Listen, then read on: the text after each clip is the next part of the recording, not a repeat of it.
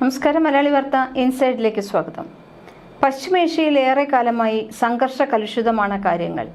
ഇസ്രയേലും പാലസ്തീനും, ഇസ്രയേലും ലബനാനും, ഇസ്രയേലും ഇറാനും, ഇസ്രയേലും സിറിയയും, ഇസ്രയേലും യമനും തമ്മിലുള്ള സംഘർഷങ്ങളെല്ലാമാണ് ഇതിന് കാരണം. ഇപ്പോൾ മറ്റൊരു ആശങ്കപ്പെടുത്തുന്ന നീക്കമാണ് ഈ മേഖലയിലുള്ളത്. ഇതിനൊപ്പം ഗസയെ മുഴുവനായി ഒഴിപ്പിക്കാനുള്ള ശ്രമത്തിലാണ് ഇസ്രയേൽ നടത്തുന്നതും.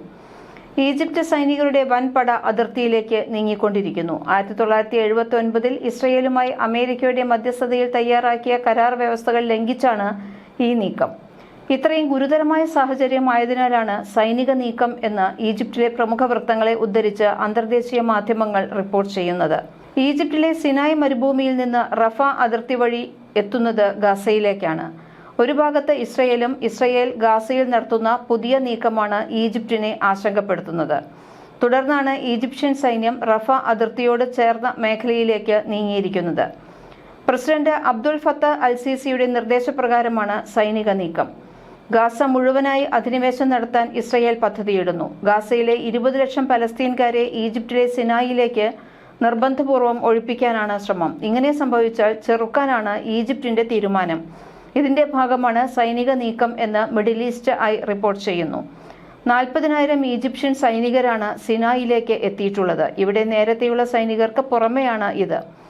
1979 സമാധാന കരാറിൽ പറയുന്നതിന്റെ ഇരട്ടി സൈനികരെ ഈജിപ്ത് വിന്യസിച്ചിട്ടുണ്ട്. സമീപകാലത്ത് ഈജിപ്ഷ്യൻ സൈനികർക്ക് ലഭിക്കുന്ന സുപ്രധാന ജാഗ്രതാ നിർദ്ദേശം ലഭിച്ചു എന്നാണ് റിപ്പോർട്ടിലുള്ളത്. അത്യാധുനിക സൈനിക ഉപകരണങ്ങളും അതിർത്തിയിൽ വിന്യസിച്ചു കഴിഞ്ഞു.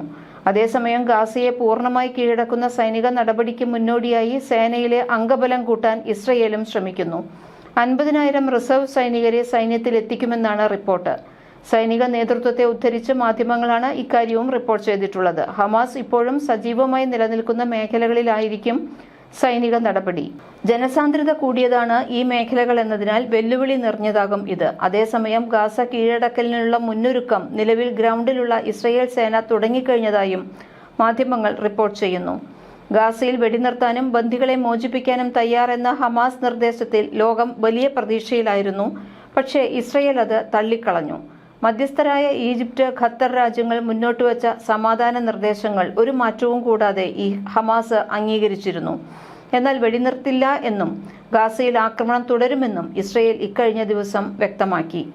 ഇപ്പോൾ യുദ്ധം നിർത്തില്ലെന്ന നിലപാടാണ് ഇസ്രയേൽ പ്രധാനമന്ത്രി ബെഞ്ചമിൻ നെതന്യാഹുവിൻ്റേത്. ഹമാസ് സമ്മർദ്ദത്തിൽ ആണെന്നും ഗാസ പൂർണ്ണമായി പിടിക്കുമെന്നും നെതന്യാഹു പറയുന്നു.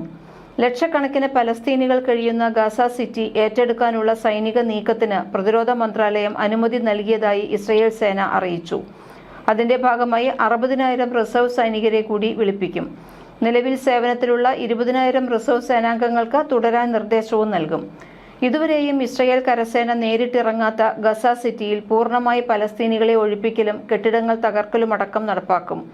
ഗസ സിറ്റിയുടെ ഭാഗമായ സെയ്ത്തൂൻ, ജബാലിയ എന്നിവിടങ്ങളിൽ ഇതിനകം പ്രാരംഭ പ്രവർത്തനങ്ങൾക്ക് തുടക്കമായി. ഹമാസിന്റെ ശക്തി കേന്ദ്രവും ഭരണസിരാ കേന്ദ്രവുമായ ഗസ സിറ്റിയിലെ വിശാലമായ തുരങ്കങ്ങൾക്കകത്താണ് ബന്ദികളെ പാർപ്പിച്ചിട്ടുള്ളത് എന്ന് ഇസ്രയേൽ കരുതുന്നു.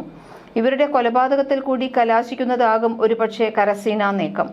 ഗസ സിറ്റിയിലേക്ക് സൈനിക നീക്കം വ്യാപിപ്പിക്കുന്നതിനെതിരെ സൈന്യത്തിനകത്തുനിന്നു തന്നെ കടുത്ത എതിർപ്പ് ഉയർന്നിട്ടുണ്ട്.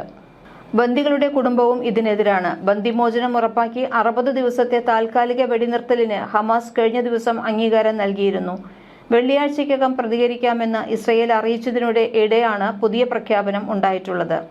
ഗാസയിൽ വെടിനിർത്താനും ബന്ദികളെ മോചിപ്പിക്കാനും തയ്യാറാണ് എന്ന ഹമാസ് നിർദ്ദേശത്തിൽ ലോകം വലിയ പ്രതീക്ഷയിലായിരുന്നുവെങ്കിലും ഇസ്രയേൽ അത് തള്ളിക്കളഞ്ഞു. മധ്യസ്ഥരായ ഈജിപ്ത്, ഖത്തർ രാജ്യങ്ങൾ മുന്നോട്ടുവച്ച സമാധാന നിർദ്ദേശങ്ങൾ ഒരു മാറ്റവും കൂടാതെ ഹമാസ് അംഗീകരിച്ചു. എന്നാൽ വെടിനിർത്തില്ല എന്നും ഗാസയിൽ ആക്രമണം തുടരുമെന്നും ഇസ്രയേലും വ്യക്തമാക്കി. ഇപ്പോൾ യുദ്ധം നിർത്തില്ല എന്ന നിലപാട് തന്നെയാണ് ഇസ്രയേൽ പ്രധാനമന്ത്രി ബെഞ്ചമിൻ നെതന്യാഹു എടുത്തിരിക്കുന്നത്. ഇസ്രയേൽ കുരുതി തുടരുന്ന ഗാസയിൽ 24 മണിക്കൂറിനിടെ ഭക്ഷണം കാത്തുനിന്ന 22 പേരടക്കം 56 പേരുടെ മരണം സ്ഥിരീകരിച്ചിട്ടുണ്ട്. 185 പേർക്ക് പരിക്കേൽക്കുകയും ചെയ്തു. മുൻ പാലസ്തീൻ ദേശീയ ബാസ്കറ്റ്ബോൾ താരം മുഹമ്മദ് ഷാംലാനും ഭക്ഷണം കാത്തുനിൽക്കെ സൈന്യം വെടിവെച്ചു കൊന്നവരിലുണ്ട്. ഖാൻ യൂനൂസിലാണ് 40-കാരൻ ക്രൂരമായി കൊല്ലപ്പെട്ടത്. ഇതോടെ ഗസയിൽ കൊല്ലപ്പെട്ടവരുടെ എണ്ണം 62,122 പട്ടിണി മൂലം 3 പേർ കൂടി മരിച്ചു. ഇതോടെ പട്ടിണി മരണം 112 കുട്ടികളടക്കം 269 വിമാനത്തിൽ നിന്ന് താഴേക്കിട്ട് ഭക്ഷണപ്പൊതി വീണ് ദക്ഷിണ ഗസയിൽ വൃദ്ധനും മരിച്ചു. ഭക്ഷണം കാത്തുനിൽക്കുന്നവർക്ക് നേരെയുള്ള ആക്രമണങ്ങളിൽ കൊല്ലപ്പെട്ടവരുടെ എണ്ണം മാത്രം 2000 കടന്നിരിക്കുന്നു. ഇതിനിടയിൽ ഗസയിൽ സൈനിക നീക്കം ശക്തമാക്കിയതോടെ അതിർത്തി വഴി പലായന സാധ്യത കണക്കിലെടുത്ത് ഈജിപ്ത് സീനായ് മരുഭൂമിയിൽ സൈനിക വിന്യാസവും ശക്തിയാക്കിയിരിക്കുകയാണ്. വടക്കൻ സീനായിൽ 40,000 സൈനികരാണ് ഉള്ളത്. പലസ്തീനികളെ കൂട്ടക്കുരുതി നടത്താൻ ഇസ്രയേൽ സൈന്യത്തെ സഹായിച്ച് മൈക്രോസോഫ്റ്റ് സോഫ്റ്റ്വെയർ നൽകുന്നതിനെതിരെ കമ്പനി ആസ്ഥാനത്ത് പ്രതിഷേധവുമായി തൊഴിലാളികൾ എത്തിയിരിക്കുന്നു. മൈക്രോസോഫ്റ്റിന്റെ അസൂർ സോഫ്റ്റ്വെയറാണ് നിരീക്ഷണത്തിനും ആക്രമണത്തിനും സഹായകമാകുന്നത് എന്നാണ് ആക്ഷേപം. തൊഴിലാളികളുടെ ഇൻതിഫാദയിൽ പങ്കാളികളാകൂ, വംശഹത്യ നടത്താൻ തൊഴിലെടുക്കില്ല എന്ന ബാനർ ഉയർത്തിയായിരുന്നു പ്രതിഷേധം. എന്നാൽ ഇസ്രയേൽ വീണ്ടും ആക്രമിച്ചാൽ പുതിയ തലമുറ മിസൈലുകൾ ഉപയോഗിച്ച് തിരിച്ചടിക്കുമെന്ന മുന്നറിയിപ്പുമായി ഇറാന്റെ പരമോന്നത നേതാവിന്റെ സൈനിക ഉപദേഷ്ടാവ് യഹ്യ റഹീം സഫാവി വന്നിട്ടുണ്ട്. ഇരു രാജ്യങ്ങളും തമ്മിൽ നിലവിൽ ഒരു വെടിനിർത്തൽ കരാറും ഇല്ലാത്തതാണ് ഇതിന് പ്രധാന കാരണം. ഇസ്രയേൽ സൈനിക മേധാവിയുടെ അടുത്തിടെയുള്ള ഭീഷണികളും ഈ ആശങ്കകൾക്ക് ആക്കം കൂട്ടി. 12 ദിവസത്തെ സംഘർഷത്തിൽ 13 ജൂൺ മുതൽ 24 ജൂൺ 2025 വരെ ഉപയോഗിച്ചതിനേക്കാൾ മാരകശേഷിയുള്ള പുതുതായി വികസിപ്പിച്ച മിസൈലുകളാണ് ഇനി ഇറാൻ പ്രയോഗിക്കുക എന്ന് പറയുന്നു. ഇസ്രയേൽ വീണ്ടും സാഹസത്തിന് മുതിർന്നാൽ തീർച്ചയായും ഞങ്ങൾ പ്രതികരിക്കും എന്ന പ്രതിരോധ മന്ത്രി അസീസ് നാസിർ സാദയുടെ പ്രസ്താവന പശ്ചിമേഷ്യയെ സംഘർഷത്തെ വീണ്ടും രൂക്ഷമാക്കുന്നു. ഇസ്രയേൽ നടത്തുന്ന ഏതൊരു ആക്രമണത്തിനും തിരിച്ചടിക്കാൻ തയ്യാറാണ്. 12 ദിവസത്തെ സംഘർഷത്തിൽ ഉപയോഗിച്ചതിനേക്കാൾ മാരകശേഷിയുള്ളതും പുതുതായി വികസിപ്പിച്ച മിസൈലുകൾ ഉപയോഗിച്ചായിരിക്കും പ്രതികരണമെന്നും ഇറാൻ പ്രതിരോധ മന്ത്രി പറയുന്നു.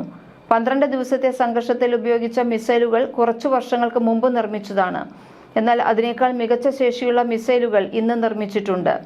ഇസ്രയേൽ വീണ്ടും സാഹസത്തിന് മുതിർന്നാൽ തീർച്ചയായും ഞങ്ങളത് പ്രയോഗിക്കും, അസീസ് നാസിർ സാദെ പറഞ്ഞതായി വാർത്താ ഏജൻസികൾ റിപ്പോർട്ട് ചെയ്യുന്നു.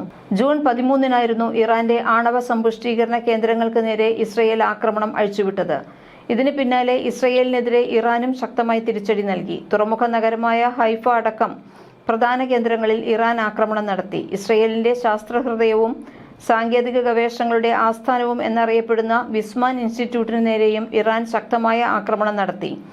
ഇതിനിടെ അമേരിക്കയും ഇറാൻ ഇസ്രയേൽ സംഘർഷത്തിൽ പങ്കാളികളായി. ഇറാന്റെ ആണവ നിലയങ്ങൾക്ക് നേരെ അമേരിക്കൻ ബോംബർ വിമാനങ്ങൾ ആക്രമണം നടത്തി.